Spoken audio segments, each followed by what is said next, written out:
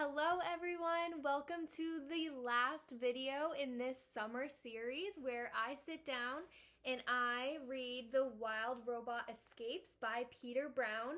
In this video we will be reading the last 5 chapters, the epilogue, a note from the author, and I have a couple of discussion questions for you all that you can respond to in the comment section if you would like to. You don't have to respond to any of the questions at all if you would just like to think about them on your own at home, but I would love to interact with you in the comment section below if you are interested in responding to any of the discussion questions.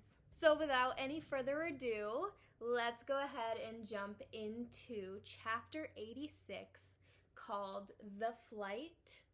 Sitting on the pavement, glinting in the sun, was a sleek, white airship. For so long, those white ships had filled the robot with dread. Now, one was about to solve all of her problems. The door hummed open, and Dr. Malovo, Roz, and Brightbill climbed aboard. Once they were comfortable, the woman spoke to the airship.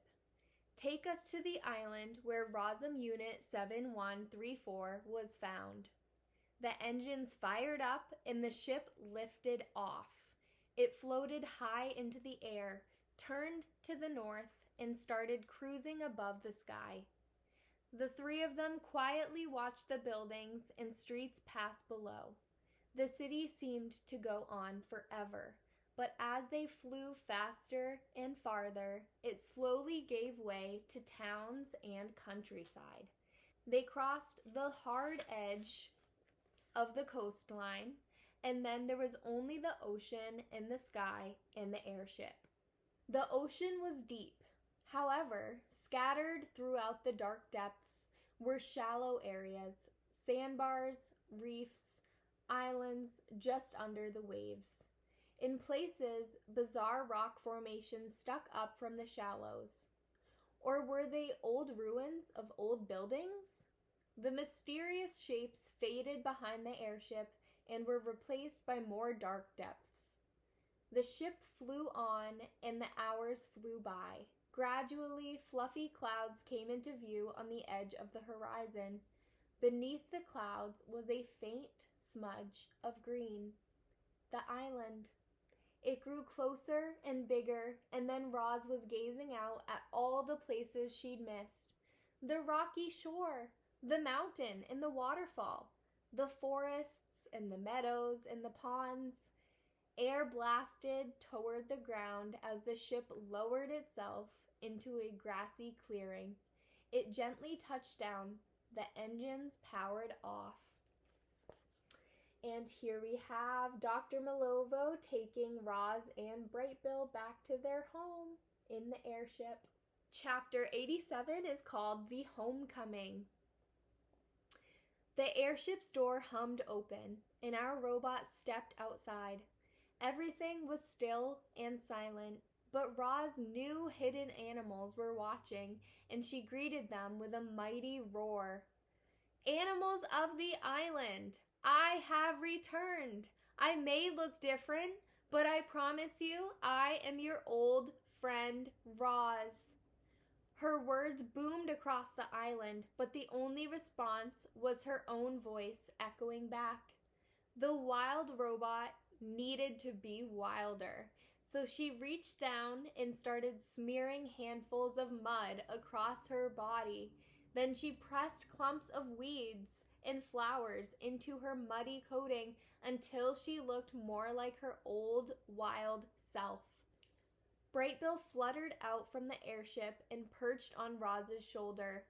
He shook his tail feathers and squawked, "It's true! This robot is my mother! Come see for yourselves!" Silence. And then bushes began to rustle. Faces began poking out from the trees. Animals began scurrying and trotting and flying into the meadow. At first, they moved cautiously, confused as to how this new robot could be their old friend. But they saw her wild appearance and they heard her wild voice, and news began spreading across the island. Roz was back.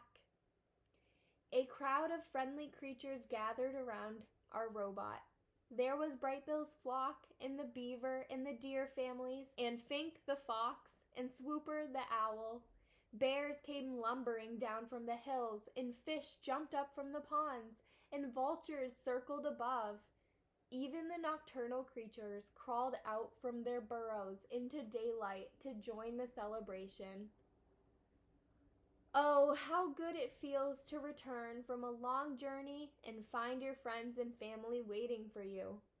But reader, sometimes we return to find that things aren't exactly as we left them.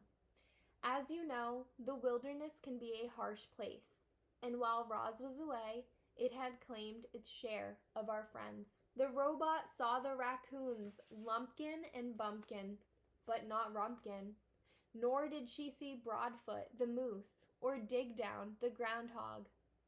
Other creatures were missing as well, and so, like many of our homecomings, this one was bittersweet. Chit-Chat the squirrel came bounding through the grass, chattering on and on as usual. I knew you'd come back to us, Roz, but I never imagined you'd gain so much weight, although I guess I've gained a little bit of weight myself. Anyways, you'll have to tell me about all of your adventures when you get a chance. I'm sorry for talking so much. I'm just so excited to see you again. Geese and beavers and deer and fish and squirrels and owls and bears and turtles and otters and raccoons and woodpeckers and opossums and moose and foxes and every kind of creature from every corner of the island were coming to welcome back their dear friends Roz and Brightbill. And watching it all from the airship was Dr. Malovo. Chapter 88 is called The Final Farewell. Everyone, I would like you to meet the woman who designed me. Roz walked over to the strange creature standing by the ship's doorway. For most of the island animals, this was their first time seeing a human. They squinted and sniffed and whispered to each other, trying to understand how such a frail old woman could create such a big, strong robot. Dr. Malovo started speaking softly to Roz, and then Roz started speaking loudly to the crowd of animals. My designer has asked me to translate her words for you, said the robot. The following words are not mine, they are hers. The crowd settled down and listened. Thank you, island animals, for saving Roz. Without your help, she would have died here long ago. But you were not only her rescuers, you were also her teachers. You taught her to be wild, and she needed all of her wildness to survive, both in your world and in mine.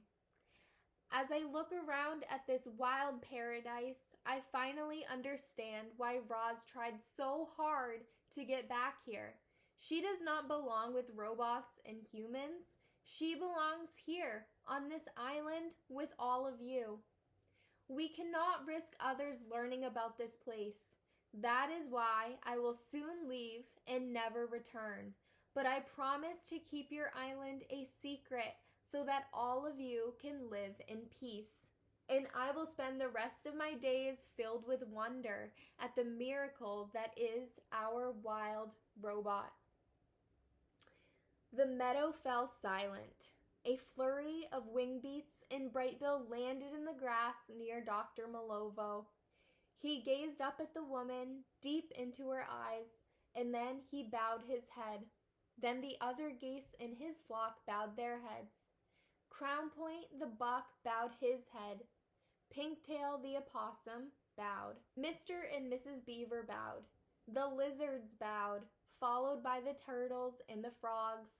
Like a wave rolling through the crowd, more animals bowed until every head was lowered. They were showing respect for the woman who had created their dear friend Roz, and who had brought her back to them. Dr. Malovo turned to Roz. Do you understand why I can't return? she said, her eyes glistening. "It's for your own good." "I understand," said the robot. "I only wish we had gotten to know each other a little better." Dr. Malovo smiled and pulled Roz into a hug. She didn't mind the robot's coat of mud and grass. Wrapped in each other's arms, they both felt something like love. "You're the wild robot," said the woman. "Go be wild." I don't know about you, but this sort of reminds me of the scene where Roz and Brightbill were saying goodbye to one another. A couple of chapters ago, Roz mentioned Dr. Malovo being her mother since she is her creator. So as a reader of this book, I am able to connect this scene where Roz is saying goodbye to Dr. Malovo with the scene where Roz was saying goodbye to Brightbill, her son. Chapter 89 is called The Departure. Dr. Malovo stepped aboard her airship and the door hummed close. A moment later, the engines fired up and the crowd of wild creatures backed away.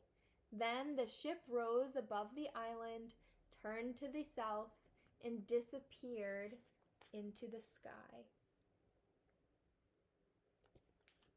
The very last chapter of our book is called The Island, and here we have a picture of Roz and her son Brightbill the goose looking off into the sunset. Our story ends on an island where a robot was returning to her wild way of life. Roz had escaped from the world of humans, and now she was free to be her true self again. She could think and speak and do whatever she desired. And right now, what she desired was simply to watch the sunset. With Brightbill on her shoulder, Roz hiked past trees and meadows and streams and climbed up, up, up the mountain to the very highest point of the island. Then our friends sat on the slanted rocks of the peak and watched the sun slowly sink behind the ocean. If you're like me, reader, you still have a lot of questions. How long will Roz live? Will she ever see another human or another robot? What joys and sorrows lie ahead for her? Roz still had some questions too, but now she also had some answers. Our robot knew where she came from. She knew the life she was supposed to live, and she knew the life she wanted to live. As Roz sat with Brightbill, she slowly turned her head, scanning the island, taking it all in. The last rays of sunlight streaked across the treetops below. Animals scurried through the shadows. The air was fresh with the scent of flowers and of salt water.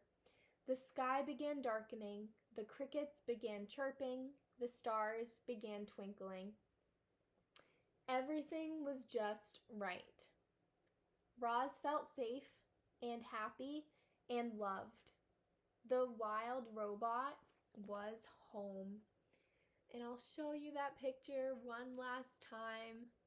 What a wonderful ending to our book. I know a couple videos I talked about how we might not see a resolution at the end of this book, since there is another book in the series called The Wild Robot Protects. But after actually reading the ending along with you guys, I did the same thing in this book that I did in the last book.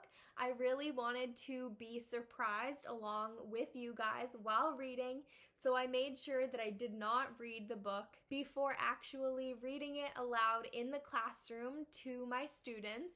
So I was not aware that there actually would be some type of resolution. Now I'm sure there are hundreds and thousands of other readers out there that are definitely fangirling over this book series. So I'm sure that's why our author Peter Brown decided to add a third book to the series. Now that was the last chapter of this book, but we do have an epilogue, like I said in the beginning of this video. And this epilogue is setting us up for the third book in the series. Again, when it comes out, you might have to wait a little while, but you might be able to find a used copy of this book on the website thriftbooks.com. Or if you're okay with paying full price, I'm sure that you could find this book on Amazon. But all I know is I'm going to do everything I can to get my hands on it when it comes out, because after reading these two books, I would be super interested in continuing this journey with Roz and Brightbill. So be on the lookout for the book The Wild Robot Protects by Peter Brown when it is finally published. Without any further ado, here is the epilogue. Autumn had returned to Hilltop Farm. The pasture was coated with frost, but the cows were out there, grazing on the last few tufts of fresh grass. Soon they'd stroll up to the parlor for another milking. Their routine never changed. Mr. Sharif was sitting in his pickup truck with his dog. The man stared out the window across the fields at the new robot. He was keeping a close eye on her. Tech Lab had promised him this one wouldn't run away, but he didn't trust her yet. These days, the children spent most of their free time working on the farm. Jaya had a way with the cows. Jad liked the tools and the machines. They were walking through the farm buildings together when they heard honking sounds in the sky, and a flock of geese glided down to the pond. For weeks, geese had been stopping by on their migrations, but there was something different about this flock. They flew in perfect formation, and they were led by a small, graceful goose. The flock calmly floated in the water. After a while, the leader shook his tail feathers, beat his wings, and fluttered over to Jaya and Jad.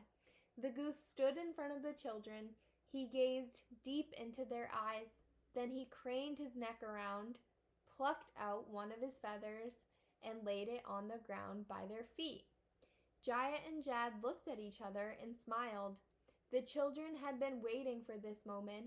They'd always wanted to know how Roz's story would end, and now they finally knew. The wild robot was back where she belonged. Now I'm going to read a note about the story left by the author Peter Brown at the end of the book. What would an intelligent robot do stranded in the wilderness? How might a robot adapt to the natural environment? Could a robot ever be truly wild? Those are some of the questions that inspired me to create a character named Roz and to write my first novel for children, The Wild Robot. But I had more questions. What would happen if Roz were taken away from the wilderness? How might the wild robot react to normal robots and to humans? Could she ever fit into the civilized world? The questions kept coming, and yet there was one question that I returned to again and again. Where does the wild robot truly belong? Does Roz belong on the island where she spent her first year of life? Or does she belong in civilization working for humans alongside other robots? I imagined her feeling torn between the natural world and the civilized world. I also imagined, if given the choice, Roz would choose to live with her wild animal friends and family. But would she have a choice? Obviously, I needed to explore these ideas by writing a sequel in which Roz finds her way back home. The story had to be filled with heart and soul, and action and science, and even a little philosophy. I had to develop new characters and settings, and everything had to take place in the future, of course. This new story was tricky, like a puzzle where all the pieces had to fit together perfectly in order for the whole thing to work. I read expert predictions of what our future might look like. I studied robotics and automation and artificial intelligence. I began to envision a futuristic society where humans live comfortably thanks to the tireless work of robots. And there was Roz in the middle of that society, using her wildness in new ways to escape from her new life and return to her old one. The puzzle pieces started fitting together, and after several years of researching and thinking and writing and illustrating, I finally had my second novel for children, The Wild Robot Escapes. In the last part of this video, I am going to be asking 12 discussion questions. Now, you do not have to respond to these discussion questions, but if you're interested, you may use the comment section below to respond to these questions.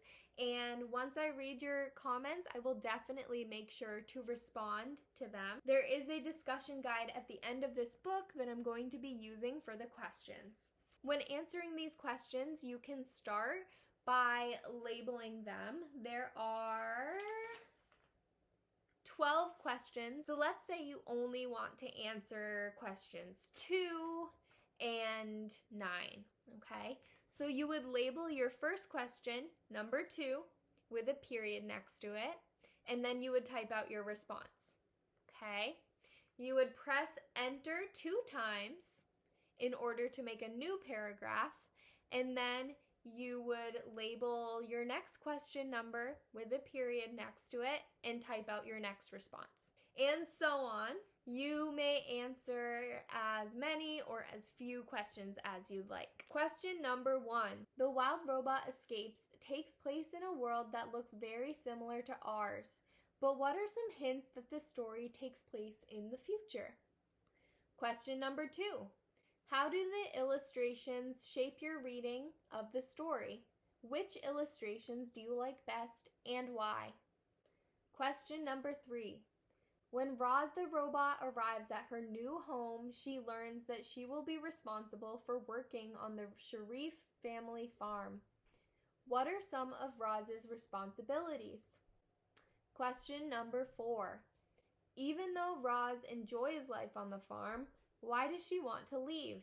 Talk about a time when you have faced a similar tough decision. Question number 5. Why does Roz tell Jaya and Jad about her life on the island without revealing that they are true stories? Question number 6. When the children find out about Roz's past and ask if she is defective, she says, "I feel different." Is being different the same as being defective? Jaya answers, "I don't think so, or else we're all a little defective."